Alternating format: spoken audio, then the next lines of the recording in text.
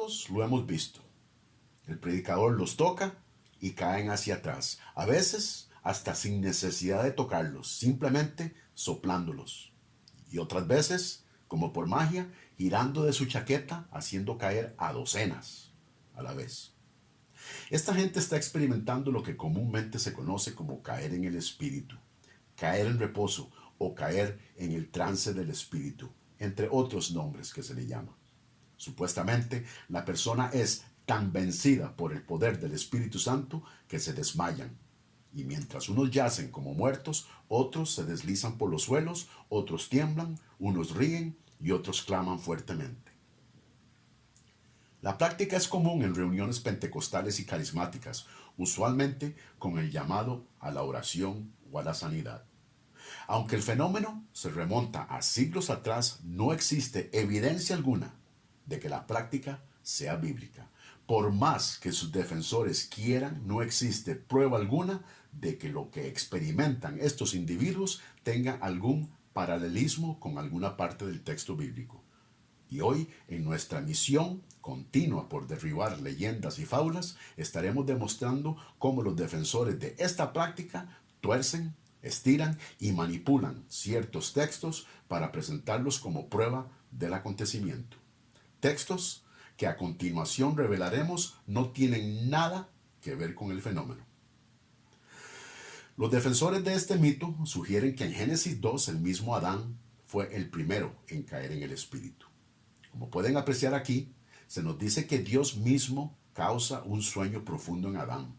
La palabra sueño en hebreo es tardemá, que significa literalmente sueño profundo, no trance ni desmayo. Nótese que en ningún momento se nos dice que Adán cayó de espaldas al suelo. Es más, se nos revela que este sueño profundo tenía un propósito muy específico, la extracción de su costilla. Y esto mientras duerme, no mientras estaba en un trance. El texto es claro. Dios provoca un sueño profundo con el propósito de remover una costilla. Punto. El relato no tiene nada que ver con caer en el espíritu. Y los que así lo interpretan están forzando sus prejuicios al texto. Es más, todos los relatos bíblicos que son presentados por estos individuos para probar el fenómeno sufren del mismo problema. En vez de fortalecer su caso, los textos mismos más bien debilitan sus argumentos, demostrando que sufren de una pobre y anémica manera de interpretar las Escrituras. Así sucede con el resto de los relatos del Viejo Testamento que se nos asegura son ejemplos de esta experiencia. Este es el caso con el profeta Ezequiel, con Isaías, con Daniel y otros que se nos dice todos experimentaron algo semejante a este acontecimiento que experimentan tantas iglesias en la actualidad. Sin embargo, cuando leemos los relatos de dichos profetas cuidadosamente nos encontramos que ninguno tiene nada que ver con la práctica de caer en el espíritu. Este es el caso de un texto muy citado por ellos, que se encuentra en Primera de Reyes capítulo 8. Durante la inauguración del templo de Salomón, donde aquí apreciamos que los sacerdotes no podían permanecer para ministrar porque la gloria de Jehová había llenado la casa de Jehová. Se nos dice que la razón era porque no podían estar de pie. Aquí no vemos nada remotamente cercano a caer en el espíritu. Nadie fue tendido de espaldas al piso, nadie cayó en trance. Es más, es curioso que en todos los ejemplos bíblicos que estos individuos ofrecen, la obra siempre es directa de Dios. Nunca encontramos a un intermediario tocando a la persona. Esto nos parece una diferencia muy importante con lo que sucede hoy. En segundo lugar, es curioso que en todos los relatos de los profetas, siendo tocados por Dios, ninguno cae de espaldas. Todos caen postrados de frente en señal de adoración y humillación. Todos. Y en tercer lugar, muy importante señalar que estas experiencias no eran común, no sucedían todos los días ni todas las semanas. Todas tenían un propósito específico.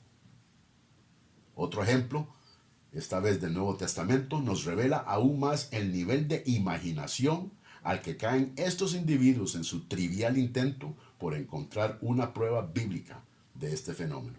Y este se encuentra en el Evangelio de Juan, capítulo 18, donde se nos describe el arresto de Jesús. La noche de su arresto, Jesús enfrenta a los soldados y les pregunta, ¿a quién buscan? Los soldados respondieron, a Jesús Nazareno, y Jesús les dijo, yo soy. El verso 6 nos dice que cuando Jesús les dice, yo soy, retrocedieron y cayeron a tierra. Y es ahí, precisamente donde nuestros detractores, en un muy penoso intento por defender su posición, nos aseguran que los soldados experimentaron algo similar a caer en el espíritu. Desgraciadamente, para ellos, las pruebas aquí los defraudan una vez más, pues están completamente ausentes. Hay que notar varias cosas. Primero, que no vemos que el texto diga que los soldados hayan caído en el espíritu. Es más, ni siquiera se menciona ningún espíritu. Segundo, los soldados no eran creyentes, ni mucho menos, eran sus enemigos. ¿Por qué entonces iban a caer en el espíritu? Y si cayeron en el espíritu, cosa que negamos, no parece haber tenido ningún propósito, ya que los soldados se pusieron de pie y continuaron con el arresto.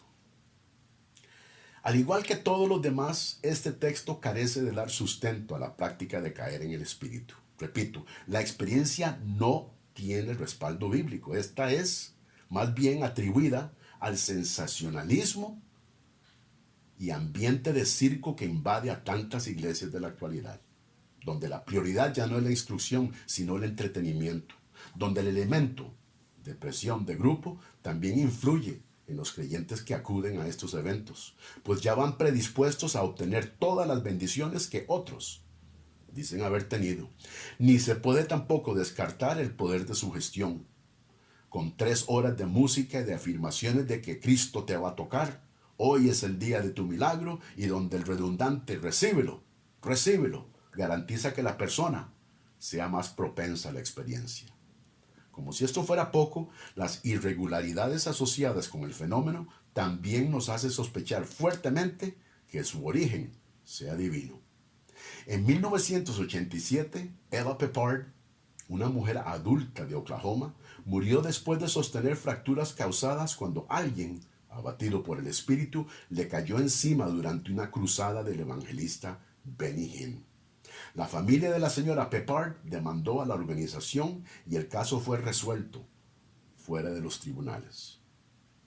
Otro aspecto inusual es que los camarógrafos parecen ser inmunes al fenómeno, ya que nunca son afectados por el acontecimiento. Otro dato preocupante es que la experiencia no es exclusiva del cristianismo, pues el fenómeno se encuentra en otras religiones como en la católica romana, el hinduismo y hasta el chamanismo. El desorden y pandemonio que se observa en estos eventos con risas, gritos y llantos no parece estar de acuerdo con Pablo, quien nos insta al orden. Es triste que la más mínima sospecha de que estos creyentes pudieron haber sido defraudados por sus sentimientos y emociones en un momento de euforia ni siquiera les pasa por la mente. Para ellos, el simple hecho de que lo han experimentado es prueba suficiente de que tiene que ser de Dios. No obstante, la ausencia del respaldo bíblico. Estos son los frutos de las iglesias que ya no se ocupan de predicar o instruir la palabra de forma expositiva, como debe ser para discipular el rebaño. Estos son los frutos de prédicas llenas de anécdotas y chistes, donde el mensaje tiene más en común con programas de motivación personal que con la santidad y la sana doctrina. Finalizamos donde empezamos. El fenómeno conocido como caer en reposo o en el espíritu no es bíblico. El hecho de que se da en otras religiones, unas en las que ni siquiera creen en Jesús, mucho menos en el Espíritu Santo, nos hace sospechar fuertemente de su origen. El desorden, las irregularidades y las contradicciones asociadas con esta práctica solo fortalecen nuestro argumento de que el caer en el espíritu es un mito peligroso que necesita ser expulsado por la iglesia en general. Gracias por escuchar a Logos, Ética, Evidencias y Razones.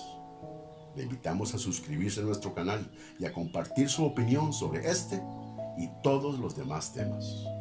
Mi nombre es Eric Aguilar para leer. Y de nuevo, les damos la bienvenida.